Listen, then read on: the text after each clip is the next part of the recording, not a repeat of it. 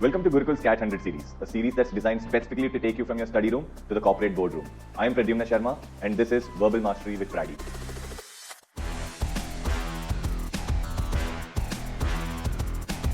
Everyone, welcome back to another video. Now, this is your passage for today, and in case you want to take this up as a test, all you've got to do is go on to www.gurukul.org.in and register for the 100 days to CAT test series. Now this is a series wherein you get 100 videos, one video for each day, okay, and 100 tests as well on QA, LRDI and verbal ability, one test for every single day so that you could stay consistent with your CAT 2025 practice and crack CAT 2025 this year itself. So this is your first part of the passage. Pause the video here. Read the passage, jot down the main points, and then we'll go into the second part. This is your second part of the passage. Read the passage, jot down the main points, and then we'll go into the questions. This is your question number 1. Please pause the video here, answer this question, and then we'll move on to the question number 2. This is your question number 2. Please pause the video here, answer this question, and then we'll move on to the question number 3.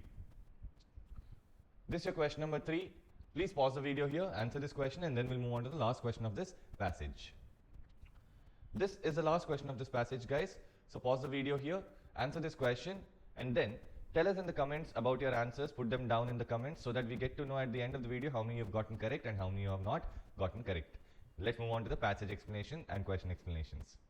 So, what does the passage talk about?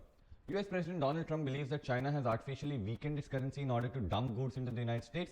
Now that he is taking action to reduce America's bilateral trade deficit with China, there could be grave consequences for the world economy. Okay, so first things first, what are the ideas that I get from here?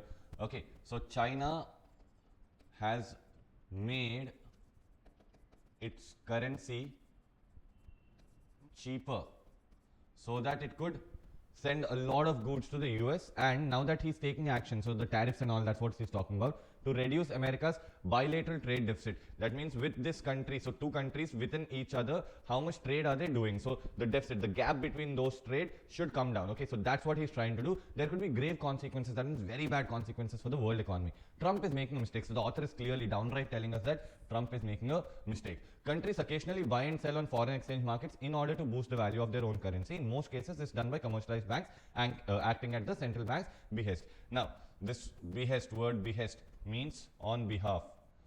Okay. Now, the problem over here is this part of the passage is contradicting what's been already told about China. So, usually countries are trading on the foreign exchange markets, the forex markets, so that they could boost their country's, currency. However, China has done the opposite. It has tried to make its currency weaker so that it could sell more products. Now, through the 1980s and 1990s, China kept its currency artificially undervalued. Again, over here in this context, undervalued means very cheap, so that it could sell more goods internationally. So that's what happened. So in 80s and 90s, China kept the value of its currency extremely low, so it could pump a lot of goods outside. Okay. From the mid 90s to 2005, the renminbi, so the renminbi is nothing but the China's currency, okay, was pegged to the US dollar in nominal terms. Pegged to the US dollar in nominal terms means it was like, increasing with respect to the US dollars in very, very little, very small terms. And the dollar experienced a real appreciation, but the dollar grew very well. Okay, that means what the Chinese currency also should have grown almost to that term, right? Even if it's growing a little by little.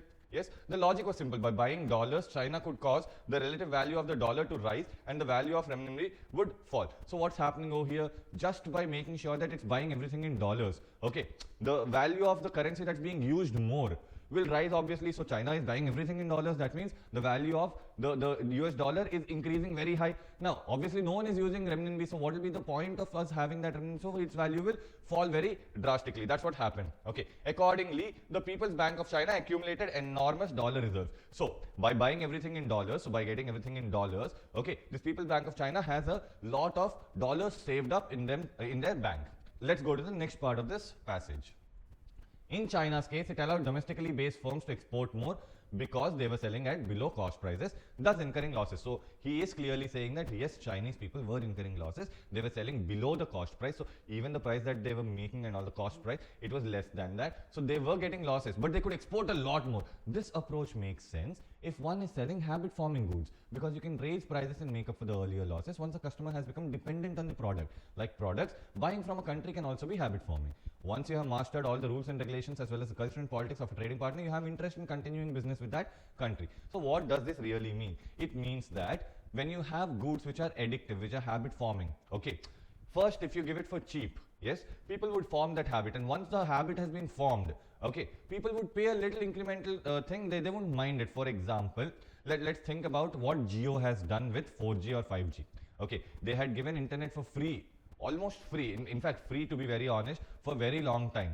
And then once people have gotten used to that, okay, even if they increased a little bit of prices, people cannot just leave the internet that they so got used to and move off. So they will pay that remaining or small increment in the price. Now that's what China is also doing. Okay, now author is comparing the same thing with the country's perspective also. If you are habituated to, doing trade with a country because you've invested a lot, because you've understood the politics, you've already gone through all the red tape, it will be hard for you to say that, okay, now that they've increased the cost, I won't do trade with them, because you're so used to it.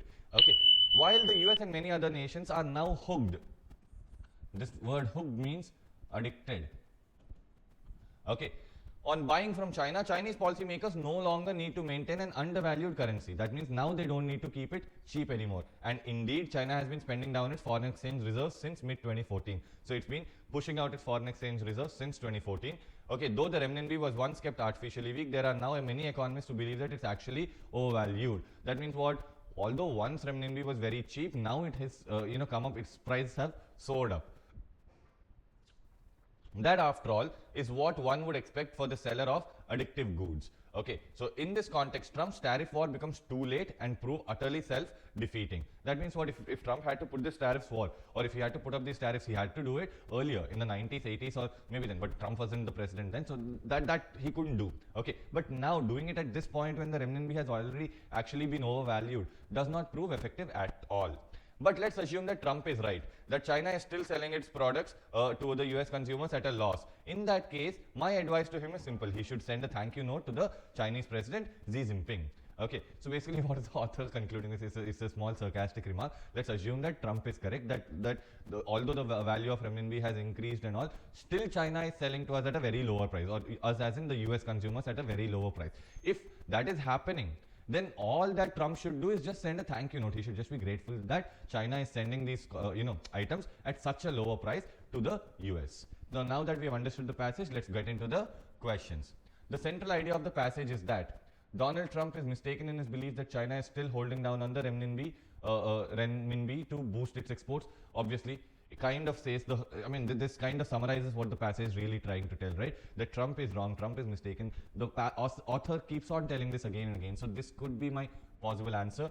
The ongoing tariff war between the US and China can result in grave consequences for the world economy. Yes, this has been told, but this is just a partial scope choice. It's just one part of the entire passage, not the main idea of the passage, so I can remove this. China is selling its good at below cost prices to the US in order to boost its dollar-dominated foreign exchange reserves.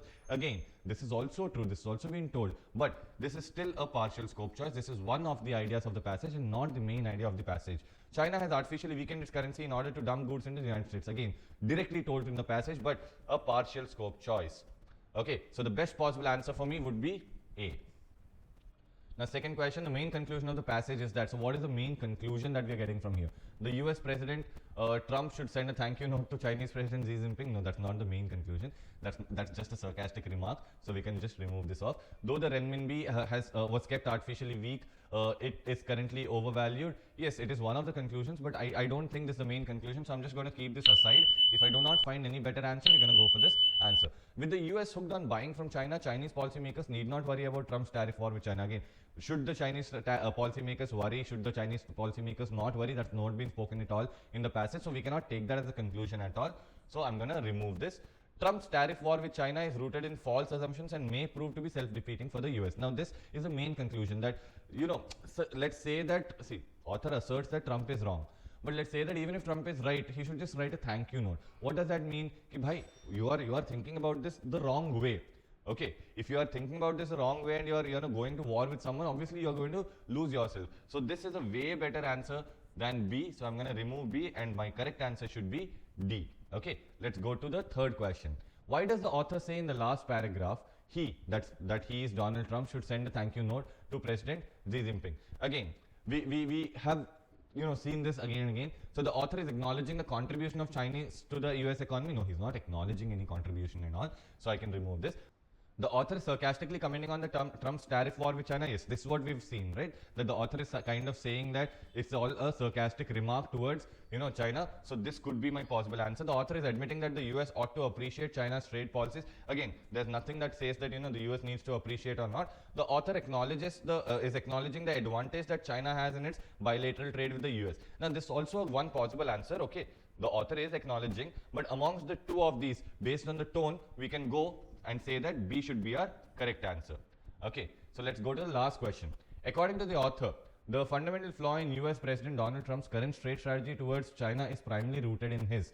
Okay, so what is his, what is the problem that Donald Trump is facing while dealing with this whole China situation? First, underestimation of the severe global economic consequences that would result from bilateral trade war. Trump is not bothered about this, so let me just take this off. Misconception that China continues to actively manipulate its currency to gain an unfair trade advantage. Yes, the author has repeatedly told that, okay, maybe China did that back then, but right now it's not. Trump has made a mistake. Yes, so this should be one possible answer for me. Failure to recognize that building economic dependency through undervalued exports can eventually benefit the importing nations. Now again, when I say that I'm failing to recognize that building economic dependency through undervalued export can benefit the importing nation, here he says that US will win, right? Which is exactly opposite, okay, of what's been told in the... So I can remove this. Overemphasis on economic factors while neglecting the crucial role of cultural and political ties. See, again, he's not spoken about how cultural and political ties are important. He just said that when you're forming an habit, then you navigate through the cultural and political things. So I can remove this as well. The best possible answer now for me becomes B. So now that we've answered all the questions, tell us in the comments how many questions you've gotten correct. If you've stayed till here, drop a like because that motivates us to keep making such videos for you every single day. Share this video with your friends and help them crack CAT 2025 this year. I'll see you in the next one. Hope you enjoyed learning from today's session. This series is designed to help you with your CAT preparation and practice daily. We are with you in this journey. To watch the next video, click here. And to watch Gurukul's CAT 100 series, study room to boardroom, the entire playlist, click here. If you learned from today's session, like, share, and subscribe.